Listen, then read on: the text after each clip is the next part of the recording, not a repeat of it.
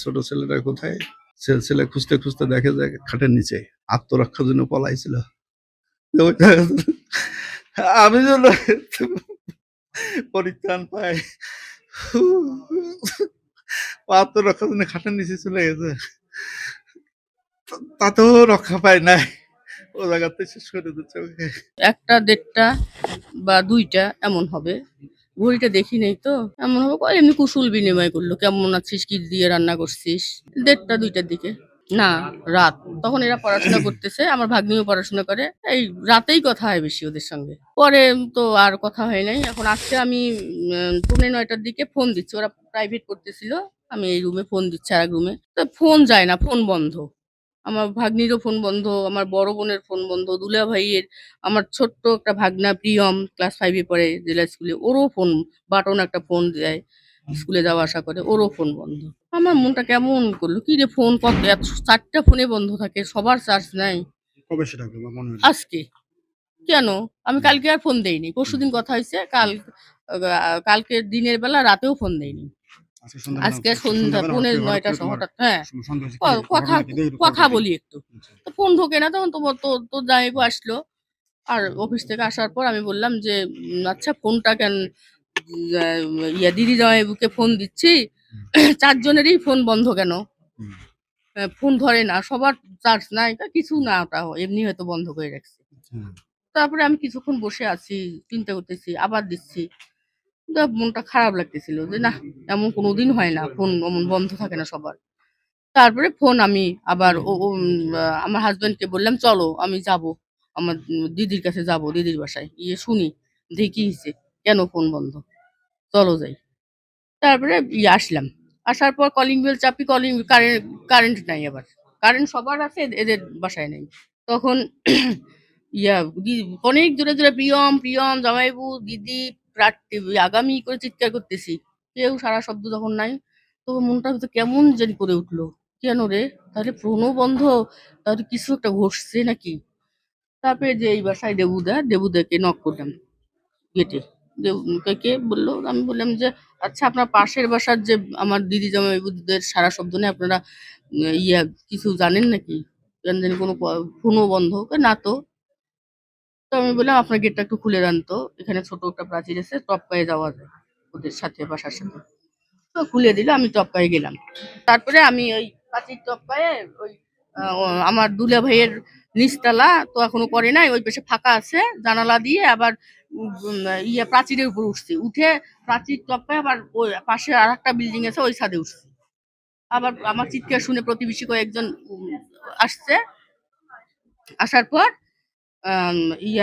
আমার হাজবেন্ড ছিল, আমি দিদি দিদি করে চিৎকার করছি, এই কথা বল রে, কোথায় তোরা, কোথায় তোরা, কোন সারা শব্দ নাই। তখন থাই গ্লাসের জানালা অনেক জোরে জোরে ধাক্কা দিচ্ছি, আটকানো, আবার ভিতর থেকে সব আটকানো, অনেক জোরে জোরে ধাক্কা দিচ্ছি, খোলে না। তারপর শেষে একবার খুব জোরে ধাক্কা দিচ্ছি, তা সরে গেল। সরে যাওয়ার পর টর্চ ফোকাস করে দেখি যে একদম দয়ার যা যা ছিল সব জিনিসপত্র ছড়ানো ছিটানো, কাপড় চোপড় সবকিছু। তখন আমি তো ঘাউমাউ করে চিৎকার করে কান্দে উঠলাম যে এরকম করা মানে শেষ করছে ওদের, ওরা শেষ, ওরা নাই, পৃথিবীতে নাই। এখন আমি তো সেই চিৎকার করে কান্নাকাটি করতেছি। তারপর আবার পাশেই আমার দুলা ভাইয়ের বেলকনি, ওই ছাদ দিয়ে আবার বেলকনিটাতে মানে দেখি যে ওই বেলকনির দরজাটা শুধু ভাঁজ দিয়ে করে রাখছে। তা আমি বললাম যে আচ্ছা এই দরজাটা খোলা যাবে একটা লাঠি হলে, তা ছাদে দেখলাম একটা বাঁশ, ওই বাঁশটা দিয়ে দরজাটা খুললাম। খুলে দেখি আমার দুলা ভাই আর দুলা ভাইয়ের ছেলেটা প্রিয়ম, ওরা একসাথে শোয়, ওর বাবার সঙ্গে ও শোয়। তো দেখি মশারিও খাটাইছে শোয়ার জন্যে, স্ট্যান্ড ফ্যান করে দিছে, কিন্তু টর্চ ফোকাস করে দেখি আমার দুলা ভাইও নেই, প্রিয়মও নেই। পরে তো সন্দেহ হয়ে গেল যে কি, অনেক চিৎকার চেঁচামেচি কান্নাকাটি। এরপরে আমার হাজবেন্ড আবার থানায় গেছে, এই সব জানাজানি হয়ে প্রতিবেশী সব আসলো, এসে এই ঘটনা। মানে আমার সঙ্গে যখন কথা হয়েছে নেটে, তখন আমার সঙ্গে কথা হয়েছে 1টা 1:30টার দিকে, আর আমাকে আবার এখন মিসড কল হয়ে আছে দেখতেছি যে 2:40 আমাকে ফোন দিছে, কিন্তু আমার তখন ডাটা বন্ধ ছিল, আমি ফোনটা ধরতে পারি নাই। তখনই এখন ওই ঘটনা ঘটাইছে নাকি, আমাকে হয়তো করছিল যদি আয় আয় আমার বিপদ, হয়তো বলার জন্য ফোন দিছে, আর তো ধরতেও পারিনি। ওই বৃহস্পতিবারই। যিনি ভদ্রমহিলা মারা গেছে উনি আমার আপন মামাতো বোন। তো আমি ছোটবেলায় বিশেষ করে ওনাদের সামনেই বড় হয়েছি, ওনারাই বড় করছে। আমি আমার আমার বাবার মেইন বাড়ি হচ্ছে নওগাঁ। আমার মধ্যে ওখানে ছোটবেলা চলে আসি, তো বিভিন্ন কারণে যাই হোক ওনাদের সামনেই বড় হয়েছি, আমি মামার বাড়িতেই বড় হয়েছি। তো এখন কথা হচ্ছে যে আমার জামাইবাবু যিনি গণপতি ভট্টাচার্য ওরফে জুয়েল চক্রবর্তী, জুয়েল, তো উনার যে রেপুটেশন বা উনি যে রকমের মানুষ, উনার কারো শত্রু থাকতে পারে এটা আমরা চিন্তাই করি, মানে চিন্তা করতে পারি না ভাইয়া।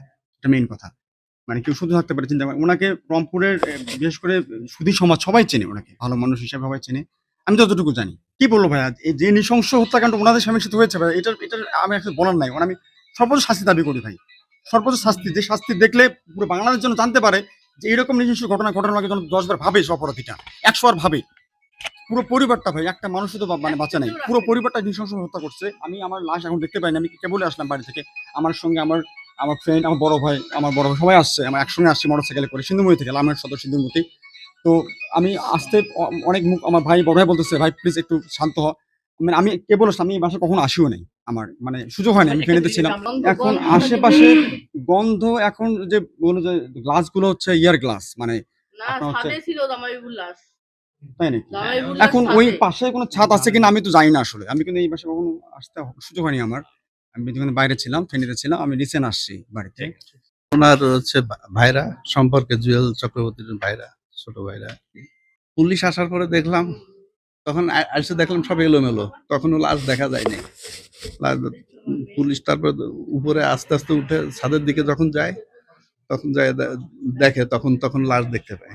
কোথায় কোথায় লাশগুলো লাশ প্রথমে দেখলো, প্রথমে আমার এই যে শেষ যে দিদি আর কি, দিদির মেয়ে আর সিঁড়ির মানে ছাদে ওঠার আগে যে সিঁড়িটা, ওনাদের দুইজনের ডেড বডিটা ওখানে রয়েছে। তারপরে আবার ছাদে উঠাউঠি করলে, ঘোরাঘুরি করে দেখে ছাদের এক কিনারে আমার ওই বাইরের লাশটা আছে। ওখানে টিন, মাথার উপরে টিন দিয়ে রয়েছে একটা, আর পুরো বডিটা ফাঁকা। তারপর ছোট ছেলেটার পাওয়া যাচ্ছে না। ছোট ছেলেটা কোথায়? ছেলে খুঁজতে খুঁজতে দেখে যে খাটের নিচে। তারপরে তদন্ত করে দেখে যে খাটের নিচে হয়তো বা আত্মরক্ষার জন্য পলাইছিল। আমি যেন পরিত্রাণ পাই, আত্মরক্ষার জন্য খাটের নিচে চলে গেছে, তাতেও রক্ষা পায় নাই, ও জায়গাতে শেষ করে দিচ্ছে ওকে।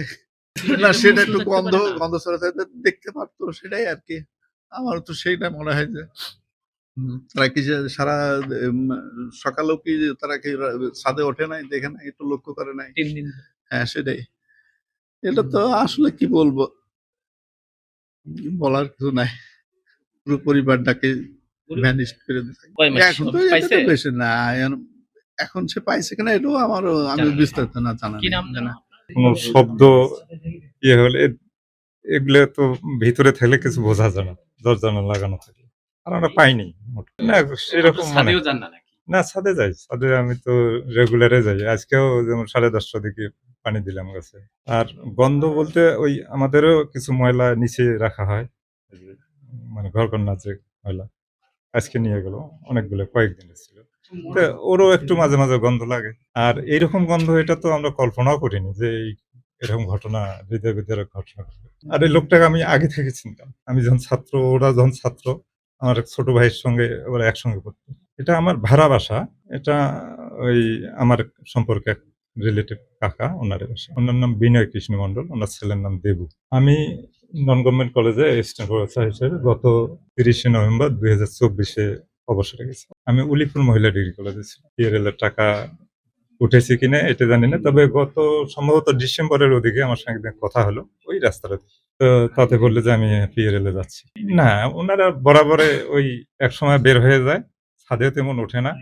ওই রাস্তাঘাটে বোধহয় গত সম্ভবত বুধবারের ওদিকে উনি চেম্বার একটা দিচ্ছেন, হোমিও প্র্যাকটিস করেন সমবায় মার্কেটে। তো ওখানে যায়, তো ওখানে বোধহয় আমি আসতেছি ওই তুলার মিল নামে যে মোড়টা আছে ওখান থেকে একটু দক্ষিণ পাশে আমি আসতেছি, ইনি যাচ্ছে সম্ভবত বোধহয় 12টা 11টা এইরকম। দিনের বেলা? হ্যাঁ, দিনের বেলা। উনি যাচ্ছে। হ্যাঁ, উনি যাচ্ছে একটা ব্যাগ ঘাড়ে নিয়ে উনি কথা বরাবর। হয়নি। না, কথা হয়েছে, যাচ্ছে না, হ্যাঁ যাচ্ছে, কেমন চলছে, চলছে মোটামুটি। এই আর কি। এই যে বন্ধ হলো আপনার ছাদে, আপনি ছাদ থেকে তো দেখা যাওয়ার ওখান থেকে তো মরদেহটা দেখা না, আমরা তো, ওরাও ওঠে না তেমন একটা, আমরাও সেভাবে লক্ষ্য করি না। না না, এরকম কোনো বন্ধ হয় না। আর বিদ্যুৎ ছিল না 2 দিন। আপনার বাসায় বিদ্যুৎ আছে, ওই পাশে বিদ্যুৎ তো বরাবরে আসে যায় এরকম চলছে। বন্ধ আছে। না না, এই এই এইরকম ঘটনা কি এটা কি মনে করতে পারি আমরা? আচ্ছা, একটা বিষয় আমাদের কাছে একটু তথ্য জাস্ট আছে, আমি একটু ইনফরমেশন করে দিই। এই বাসায় কি কোনো অন্য দেশের কোনো কি নাগরিক এখানে আসা যাওয়া করে থাকে? এখানে? আপনার বাসাতে না একটু ভেবে দেখেন যে কোনো ভারতীয় নাগরিক না মানে আসা যাওয়া করে। না, আমার ওই মেয়ে জামাই মাঝে মধ্যে আসে, ও আচ্ছা। ওই আসে, হয়তো 2-1 দিন থাকে মানে বৃহস্পতিবার আসে, হয়তো আসি, শুক্রবার থাকে, শনিবারের দিন অথবা রবিবারের দিন। উনি কোথায় থাকেন? উনি লালমনিরহাটে থাকে। কি হ্যাঁ। করেন? উনি ওই পলিটেকনিক্যাল স্কুল অ্যান্ড কলেজের ঠিক আছে। হেডমাস্টার। আচ্ছা, আপনার নামটা কি? আমার নাম হিমাংশু কুমার মন্ডল। তো এখন পর্যন্ত আমরা এই 4টা যে মৃতদেহ উদ্ধার করেছি, প্রাথমিকভাবে প্রতীয়মান হয় যে এটা খুন। এদের সবাইকেই হচ্ছে শ্বাসরোধ করে খুন করা হয়েছে এবং এই খুনের পিছনে মোটিভ ইন্টেনশন এখনও ক্লিয়ার না। তবে বাড়িটা যেভাবে তছনছ করা হয়েছে, তা সেখান থেকে টাকা পয়সা বা অন্যান্য মূল্যবান জিনিসপত্র লুটপাট হয়েছে বলে আমরা মনে করছি। তা আমরা অনেকগুলো বিষয় নিয়ে চিন্তাভাবনা করে আগাচ্ছি এবং আমরা আশা করছি যে খুব দ্রুতই যে এই ঘটনার সাথে কারা জড়িত আছে এটা বের করে ফেলতে পারবো। আর ওনার বাসায় নগদ টাকা কী ছিল, স্বর্ণালঙ্কার কী ছিল, আসলে এই বিষয়ে বলার মতো কেউই এই বাসায় বেঁচে নেই, 4 জনই মারা গেছে, আপনারা জানেন সেটা। তো সেই জন্য আমরা এখন এভাবে নিশ্চিতভাবে কিছু বলতে পারছি না। তবে ওনার ব্যাংক স্টেটমেন্টের পরবর্তীতে আমরা এটা তদন্ত সাপেক্ষে বলা সম্ভব হবে যে আসলে হ্যাঁ গায়ে আঘাতের চিহ্ন আছে। এটা আসলে সুরতহাল রিপোর্ট পুরোপুরি আসলে তখন বোঝা যাবে। তবে আমরা প্রাথমিকভাবে যেটা দেখেছি যে সবাইকে শ্বাসরোধ করে হত্যা করা হয়েছে, সবার মুখের মধ্যে গামছা বা নাইলনের দড়ি পেঁচানো ছিল। এটা আমরা এখন পর্যন্ত যে তথ্য পেয়েছি তাতে এটা শুক্রবার ভোরের দিকে, অর্থাৎ বৃহস্পতিবার দিবাগত রাত্রে শুক্রবার ভোরের দিকে কোনো এক সময় এই ঘটনাটা ঘটেছে।